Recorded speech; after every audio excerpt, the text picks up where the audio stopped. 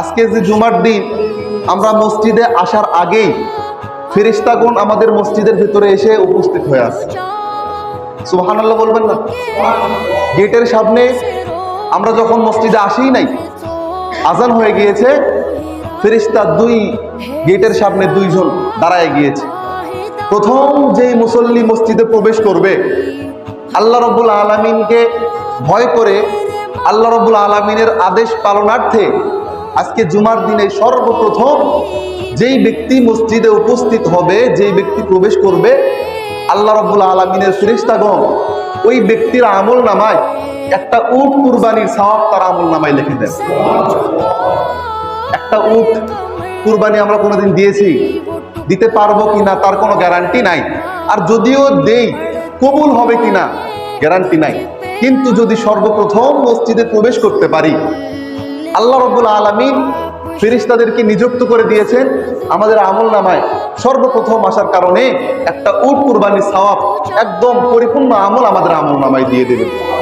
দুই নাম্বার ব্যক্তি যে ঢুকবে, যে ব্যক্তি দুই নাম্বারে ঢুকবে, তার আমল নামায় একটা গরু কুরবানির সওয়াব আল্লাহ তাআলা দিয়ে দেবে। সর্বশেষ যে ব্যক্তি আসে, তার আমল নামায় একটা মুরগির ডিম পর্যন্ত সওয়াব দেওয়া হয়। তারপর থেকে ফেরেশতাগণ দাঁড়ায় যায়।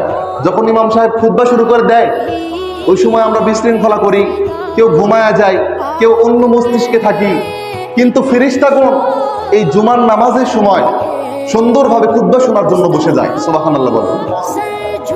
শুধু ভাবতেছেন আমরা মসজিদে কয়েকজন ব্যক্তি, তাছাড়া কেউ নাই? না, ফেরেশতাগণ আমাদের অনেক আগেই মসজিদে এসে উপস্থিত হয়ে আছে। সেজন্য মুহতারাম হাজিরিন, পায়ে হাত দিয়ে বলে যায়, দুনিয়াটা সারা জীবন থাকার জায়গা নয়, দুনিয়াটা চিরস্থায়ী নয়।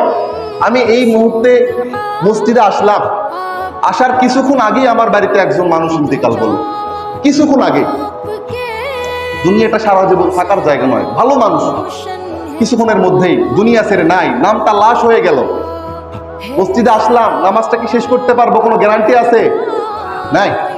কিন্তু এই এতটুকু হায়াতের মধ্যে, যতটুকু দুনিয়াতে থাকবো, এই হায়াতটুকুর মধ্যে এমন জিনিসকে হাসিল করতে হবে যে জিনিসের দ্বারা আমাদেরকে কবরে সওয়াল জবাবটা যেন সহজ হয়ে যায়, এমন কিছু করতে হবে।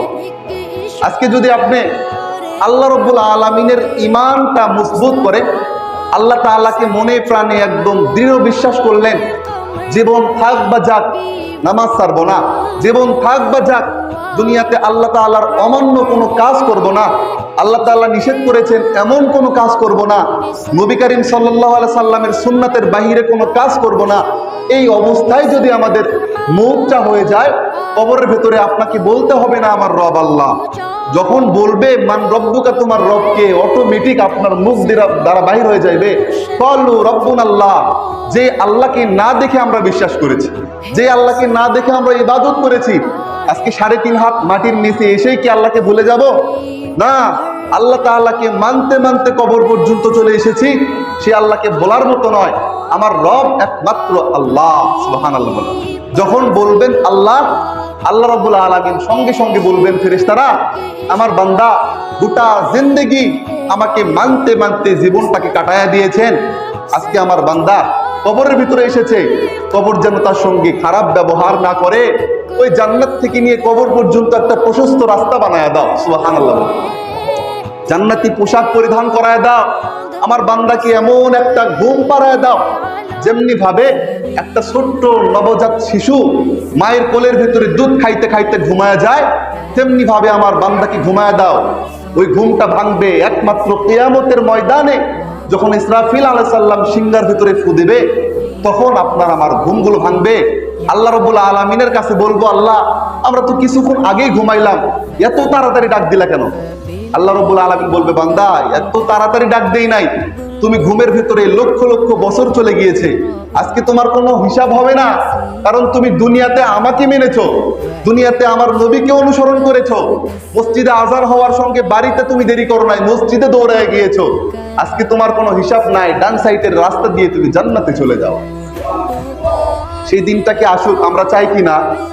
আল্লাহ রাব্বুল আলামিন আমাদের সবাইকে কবুল করুন, সকলে বলে আল্লাহুম্মা আমিন।